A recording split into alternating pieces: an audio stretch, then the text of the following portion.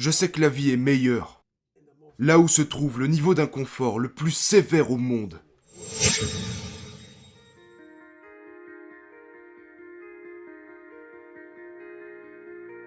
La plupart des gens de cette génération ont cet état d'esprit à dire « Je ne peux plus courir, c'est terminé ». Non, ça va juste prendre un peu plus de temps. Vous devez transformer le négatif en positif. Car à la fin de l'histoire, si vous êtes capable d'attendre 6, 7, 8, 9, 10, 12 ans, lorsque vous arriverez à ce point, à la ligne d'arrivée, disons que vous allez mettre 12 ans pour y arriver, ce qui vous permettra de ne pas lâcher, c'est ce sentiment que vous recevrez. Si je fais tout ça, c'est pour 7 secondes. Pour une seule seconde. Une seconde. Vous franchissez la ligne d'arrivée, terminé. Une seule seconde. La plupart des gens qui font ça atteignent la ligne d'arrivée et cette seconde n'est pas ce qu'ils pensaient qu'elle serait. Ils se sentent énervés et contrariés et ils passent à la suivante parce qu'ils ne réfléchissent jamais à ce qu'ils viennent de faire. Ce n'est pas la seconde, c'est les 12 années. Ce sont les 12 années que je cherche. Ce n'est pas la course, c'est les 12 années qui m'intéressent. Il y a encore des moments jusqu'à aujourd'hui où je repense à ma première course de 160 km. Encore aujourd'hui ? Encore aujourd'hui. Et ça me donne exactement le même sentiment. Parce que ce que j'ai fait durant cette première course, j'étais pas préparé. Je me suis inscrit 4 jours avant la course. Je n'avais pas couru plus de, je pense, 30 km de l'année. Et je l'ai fait pour collecter des fonds pour cette fondation. Je passe tellement de temps. Les gens me demandent toujours, pourquoi courez-vous autant ? Vous voulez vous mettre en forme ? Non, les choses que j'ai faites dans la vie. La plupart de votre vie, vous êtes seul. Vous pouvez avoir toute une équipe de supporters autour de vous. Mais là, vous êtes seul. La plupart des choses que je fais, je m'entraîne pour ces moments.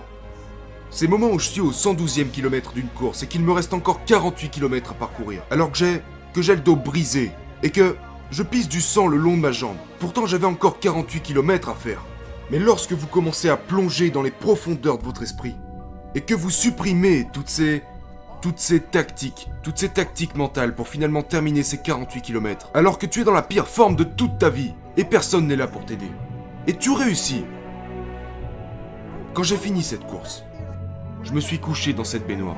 Et mon ex-femme m'avait aidé à monter les escaliers. Et je me suis allongé dans cette baignoire.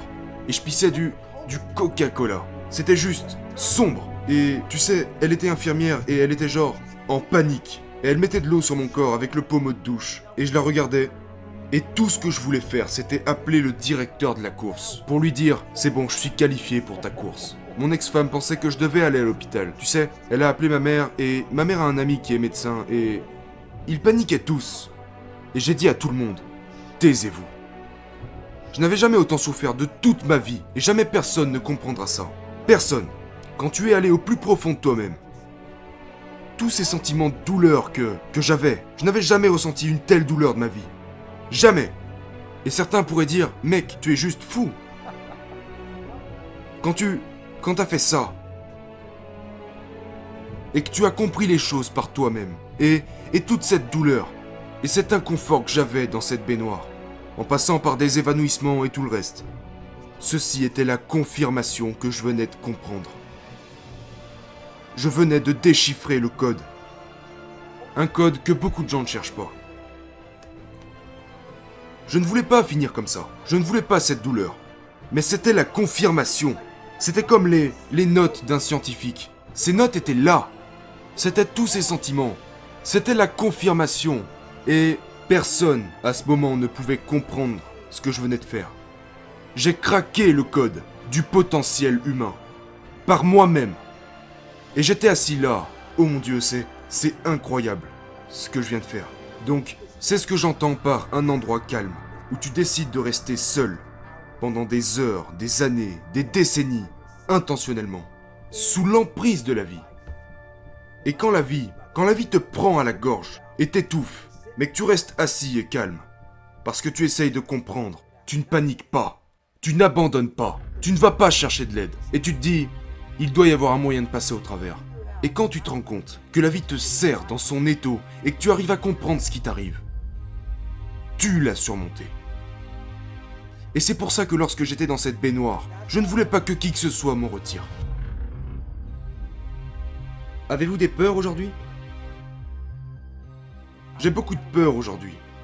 Mais il m'est difficile de les appeler des peurs. Je n'utilise plus ce mot. Elles sont presque comme des nouveaux défis. D'accord. Parce que tout ce qui me fait ressentir ce sentiment de peur sera surmonté. Ça sera dépassé. C'est comme si la peur était mon ultime guide. C'est là que je dois me rendre. C'est mon ultime guide. Quel est votre plus grand défi alors? Mon plus grand défi est de toujours aller... Je veux être à l'aise. Tu as envie de confort? Ouais. Tu veux dormir dans un bon lit et te détendre? Je suis un être humain normal. Tu veux te détendre et... Je veux... chaque chose en son temps. Il y a un temps pour tout le monde, pour se civiliser. La pire chose dans la vie qui puisse arriver à un homme est de se civiliser. Parce que vous perdez cette faim. Tu penses que tu as terminé. Et une fois que vous avez cette mentalité de... Je suis arrivé. C'est ça ma plus grande crainte. Même si je pourrais céder au confort et tout ça, je sais que la vie est meilleure. Là où se trouve le niveau d'inconfort le plus sévère au monde. David Goggins est ma création. Parce que David Goggins était faible. Je ne me débarrasserai jamais de Goggins. Ce gars que j'ai créé. Cette personne qui était faible. Que j'ai réinventé. Et qui maintenant peut tout surmonter. Tu ne voudrais pas lâcher ce gars parce que tu te rends compte que c'est toi qui l'as créé. Tu n'es pas né comme ça. Et c'est-à-dire que lorsqu'il se sent à l'aise, Goggins commence à mourir. C'est la chose effrayante. C'est ce qui me rend malade, mec. C'est que tout le monde pense que je suis arrivé au bout. Sauf qu'ils oublient les 3 premiers chapitres de mon livre. Ils oublient comment l'histoire a commencé. Souvent, il faut que la femme de quelqu'un meure ou que quelque chose se produise pour qu'il change. Proche de la mort. Ouais, quelque chose... Non. Non, y a pas besoin de ça. J'ai compris qu'il n'y a rien de pire que la sensation de se sentir comme un perdant. Est-ce que je peux changer ça? Une fois que vous aurez compris que j'ai la capacité, pas par le biais de votre père ou de votre mère ou d'une école spécialisée, par vous-même, vous avez la capacité de changer. C'est ça qui me rend fou. Une fois que les gens me mettent cette étiquette, ce qu'ils font, c'est qu'ils se dédouanent en se disant « Oh, il est juste fou, il est spécial, il est unique, il est ci, il est ça. » Ils se sauvent pour ne pas avoir à faire le travail. Pour ne pas avoir à faire le travail. Et c'est pourquoi je veux que les gens entendent mon histoire. J'essaie d'enlever toutes ces conneries que tu veux me mettre dessus.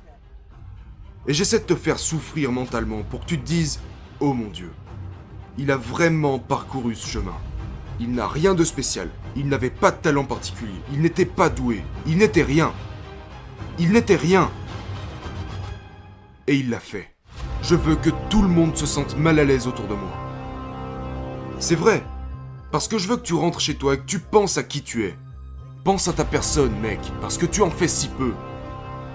Tu gâches les possibilités de ce que tu pourrais être.